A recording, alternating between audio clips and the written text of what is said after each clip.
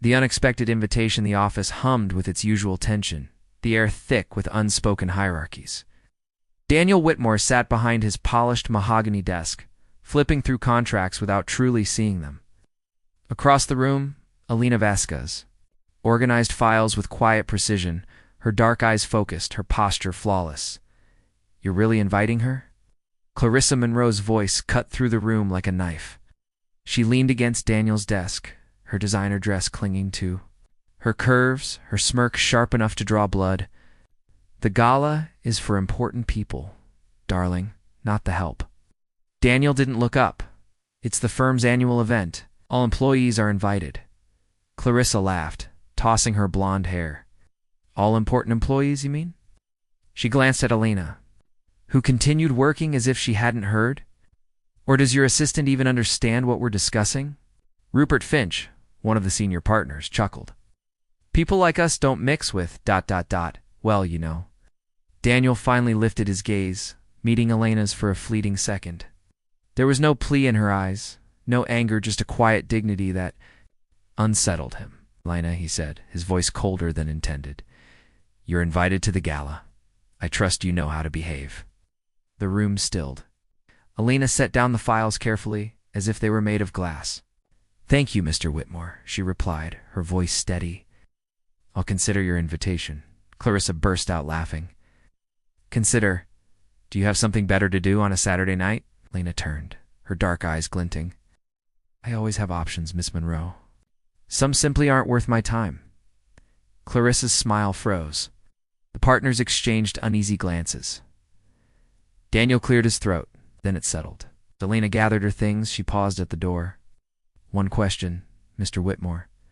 Does this invitation come with any particular intention?" His throat went dry. The others waited. "Just want everyone to have a good time," he lied. She nodded slowly. "I understand. Good afternoon."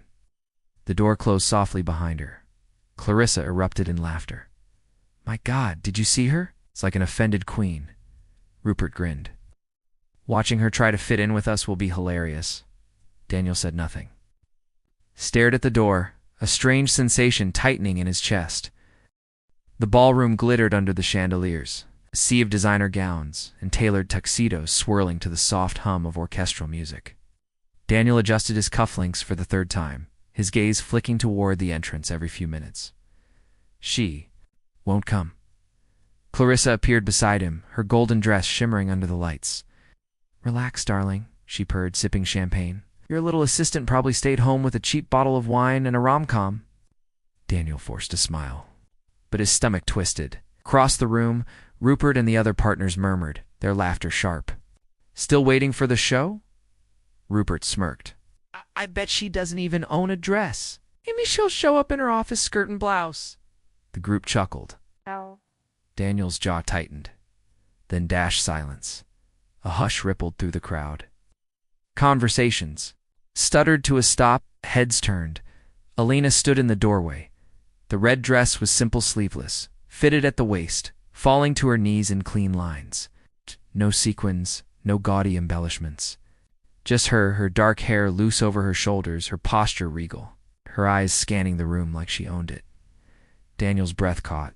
Clarissa's grip on his arm tightened. That's impossible," she hissed. Elena stepped forward. Every movement was deliberate, effortless. She didn't walk like someone trying to fit in. She walked like she belonged. Murmurs erupted. "Who is that? Is she a guest of the Dubois family?" Clarissa's nails dug into Daniel's sleeve. How did she that dress? Elena reached them. Her perfume was subtle, something warm and expensive. "Good evening, Mr. Whitmore," she said, her voice smooth. "Thank you for the invitation." Daniel's tongue felt heavy. "Elena, you look ... different." Her lips curved. "Different, Mr. Whitmore." "Nothing more?" Rupert coughed. "Well, this is unexpected." Clarissa recovered first. "The dress is interesting," she said, her smile venomous. "Did you borrow it?" Elena tilted her head. "I've had it for years. Elegance isn't about price tags, Miss Monroe. It's about knowing what suits you." Beat. The insult landed perfectly. Clarissa's cheeks flushed. For someone in your position, it must be hard to know what's appropriate. Elena's smile didn't waver. Fortunately, good taste can't be bought. Before Clarissa could retort, a voice cut through the tension. Elena. Pierre Laurent, French billionaire, occasional client of the firm, crossed the room with a grin. He kissed Elena's cheeks warmly. When I saw your name on the guest list, I couldn't believe it. Do you work with these gentlemen now? Daniel stiffened. I'm Mr. Whitmore's assistant, Elena said simply. Pierre's eyebrows shot up. Assistant? Do you know who this woman is? He turned to Daniel. 3 years ago, Elena coordinated the literacy program we funded in Marseille. Over 1,000 immigrant families, children learned to read because of her. Silence. Clarissa looked like she'd swallowed glass. Pierre continued, grinning. And her French, flawless. A camera flash went off. Marcus Grant, a journalist from Global Times, stepped forward. Miss Vasquez. Marcus Grant. I'd love to interview you about your work. Daniel watched, stunned, as Alana smiled and answered questions in perfect French. Her laughter light, her confidence effortless. Clarissa leaned in, her whisper furious. Fix this, Daniel. Now. But Daniel didn't move. For the first time, he was seeing her, really seeing her, and the game had just changed. The viral storm, the video hit 1 million views by morning.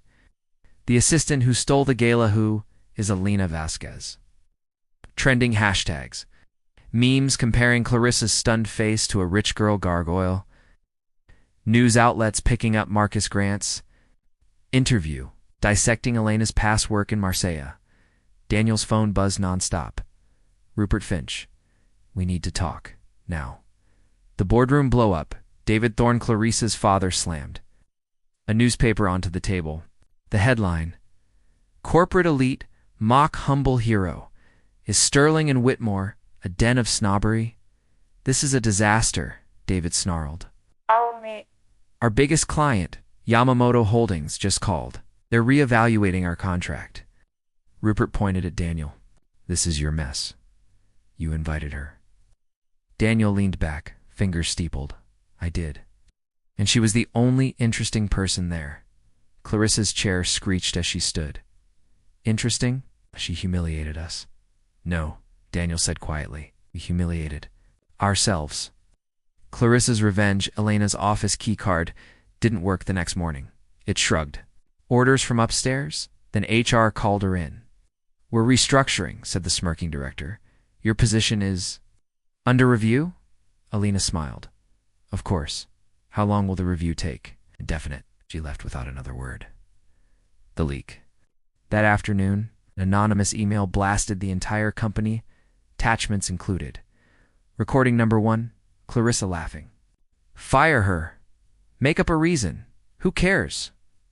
Recording number 2, Rupert. People like her don't belong here. Document. A draft termination letter for Elena dated before the gala. The sender. Truth at sterlingwhitmore.com. The office erupted. Daniel's choice. Karina, Daniel's secretary, slipped him a note. Elena cleared her desk. Left this for you. Inside the envelope, single key. Her apartment key. Daniel's chest tightened. Then his phone rang. BBC News. Mr. Whitmore, care to comment on the alleged discrimination at your firm? The apology that shook the city. The morning edition of the Times landed like a grenade in every corporate office across London. I was wrong, Daniel. Whitmore's full-page confession. 3 years ago, we hired a woman who spoke 5 languages, coordinated refugee education programs, and had more integrity in her little finger than our entire boardroom. We treated her like furniture. Lena read it at Sophie's kitchen table, her coffee going cold. Sophie whistled. He nuked. His own company. The fall of Sterling and Whitmore by noon. 3 senior partners resigned to Yamamoto Holdings, withdrew $20 meters in investments. Fire. Clarissa trended. Global A. Daniel's office phone rang non-stop. Last call came from his father. You've destroyed everything I built. Daniel hung up, poured a whiskey, smashed the glass against the wall. The unexpected visitor, Elena, was packing for Marseille when the doorbell rang. Daniel stood there, tie loose shadows under his eyes. I didn't know where else to go. She let him in. For a long minute, they just looked at each other. Then Daniel. It wasn't me who leaked those recordings. Elena, I know. Daniel, you know. Duh. Pulls out burner phone because it was me. The truth comes out flashback. 2 nights after the gala, Elena in a hoodie, slipping into the IT server room with Karina's keycard. They'll never change unless the world sees who they really are, Karina whispered as Elena copied the files. Now, Daniel stared at her. You hacked us. Elena sipped tea. Exposed you. Hey, there's a difference. The offer, Daniel slid a folder across the table. Whitmore. Legal Aid, Initiative, Mission. Free legal counsel for immigrants. Director Elena Vasquez. Salary, triple her old one. Elena laughed. You think money fixes this? Daniel met her eyes. Ow.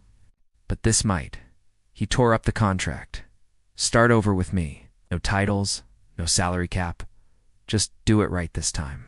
Outside, rain pattered against the windows. Somewhere in the city, Clarissa sobbed into her designer handbag. Elena picked up a pen. We'll need a bigger office. 6 months later, the grand opening, the ribbon snapped under Elena's scissors as cameras flashed. Vasquez Whitmore Legal Collective gleamed in brass letters behind her. Daniel stood to her left, grinning as their first client, an elderly Jamaican grandmother, fighting eviction, clutched Elena's hands with tearful gratitude. To her right, Karina High-Five Sophie. It's both now officially on payroll. Then a familiar voice cut through the cheers. How quaint. Clarissa stood in Prada sunglasses, flanked by her father's lawyers. Did you fund this with my family's dropped contracts, Daniel? Elena stepped forward. We funded it with integrity. You should try it sometime. Oh. The crowd erupted in applause. Clarissa's lip trembled before she spun on her heels straight into a waiting police officer.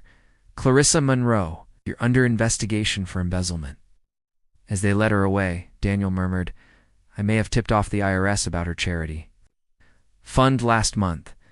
Elena's laughter lit up the sidewalk. Midnight, in the office, paperwork stretched across their shared desk. Elena massaged her temples. We're out of coffee.